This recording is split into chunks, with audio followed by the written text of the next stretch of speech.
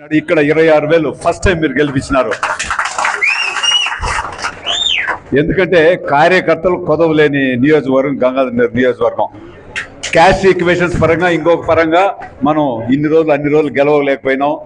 Telugu Desam party మనకు మంచి అభ్యర్థిని ఇచ్చి, ఎందుకంటే ఈరోజు మనం ఎంత కార్యకర్తల బలం ఉన్నా ఎంత మనకున్నా కానీ డబ్బు ఖర్చు పెట్టే వాళ్ళు ఎక్కువ కావాల్సిన పరిస్థితి వచ్చేసింది రాజకీయానికి.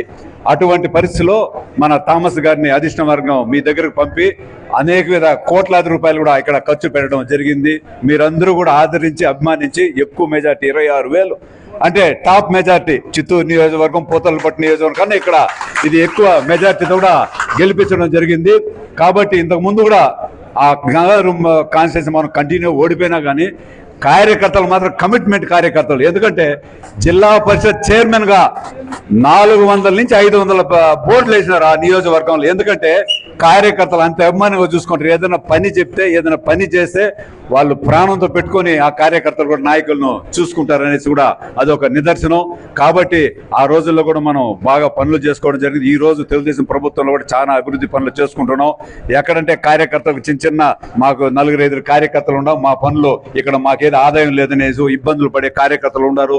మనకు ఎన్నో పనులు వస్తున్నాయి. జిల్లా పరిషత్ గ్రాంట్లు కావచ్చు, ఎన్ఆర్జీఎస్ గ్రాంట్లు కావచ్చు, వాటిలో అంతా కూడా ఎమ్మెల్యే గారు కానీ నాయకులంతా కొంచెం చొరవ చూపించి ఇవన్నీ కూడా సక్రమంగా కార్యకర్తలకు చేరేట్టుగా, సక్రమంగా సమయానికి వాళ్ళకు బిల్లులు అందేట్టుగా ఇవన్నీ కూడా చేసినట్లయితే మన పార్టీ ఇంకా రెట్టింపు ఉత్సాహంతో, కార్యకర్తలు ఇంకా రెట్టింపు ఉత్సాహంతో పనిచేస్తారని ఈ సందర్భంగా తెలియజేస్తూ, చిన్న ఒడిదుడుకులు ఉంటాయి, చిన్న పరపుచ్చాలు ఉంటాయి.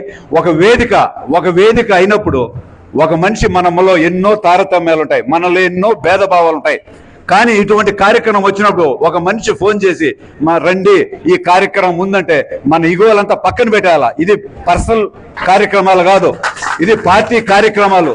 ఎక్కడ కానీ ఇది తెలుగుదేశం పార్టీ కుటుంబం, ఇది తెలుగుదేశం పార్టీ దేవాలయం, జిల్లా కార్యాలయం. ఈ కార్యాలయానికి పలానోళ్ళు ఇక్కడ ప్రమాణం, పలానోళ్ళు ఈ కార్యక్రమం చేస్తారంటే కాన్స్టిట్యూన్సీలో ఉండే కార్యకర్తలందరూ కూడా, నాయకులందరూ కూడా కంపల్సరీ హాజరు కావాలా. అదేవిధంగా ముందు కూడా ఎమ్మెల్యే గారి బర్త్డే ప్రోగ్రాం జరిగింది. ఆ రోజు కూడా అందరినీ పిలిచాడు, కొందరు వచ్చి కొందరు రాకుండా పోవడం జరిగింది. కానీ అటువంటి కార్యక్రమం మనం చేయకూడదు. కార్యకర్తలందరూ కలిసి ఉంటేనే బలం. మనకు ఆపోజిట్ పార్టీ వైఎస్ఆర్సీపీ, మనం కాదు, మనం అందరూ కలిసి కట్టుగా ఉంటేనే వైసీపీని ఢీకునేదానికి కాల్సింది, మనం గెలిచేదానికి ఎక్కువ మెజార్టీతో గెలిచేదానికి ఆస్కారం ఉంటుంది.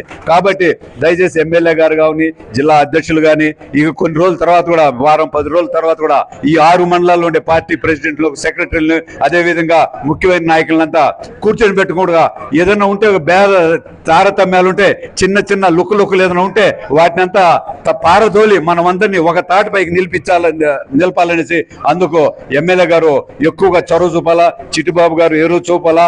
వాళ్ళందరినీ జిల్లా అధ్యక్షుడు కూడా కంపల్సరీగా కోఆర్డినేట్ చేసుకుంటూ విజయ పదంలో 26,000 నుండి 50,000 మెజార్టీ నెక్స్ట్ ఎలక్షన్ వచ్చేట్టుగా చేయాల్సింది ఈ సందర్భం కలిగిస్తూ, వాసు గారు కానీ, కృష్ణ గారు కానీ వాళ్ళు దయచేసి ఆ మండలాల్లో వేరే వాళ్ళు ఇంతకు ముందు 1-2 పార్టీ ప్రెసిడెంట్లు కావాలనుకున్నారు, వాళ్ళను కలుపుకోవాలా. నాయకుడు అనేవాడు కార్యకర్తలు కలుపుకుంటేనే ఒరిజినల్ నాయకుడు. ఎవడు కానీ ఒక ఓటు కూడా నాయకుడి వల్ల పోయిందంటే ఆ నాయకత్వంలో ఉండే వీక్నెస్, ఆ నాయకత్వ బలహీనత.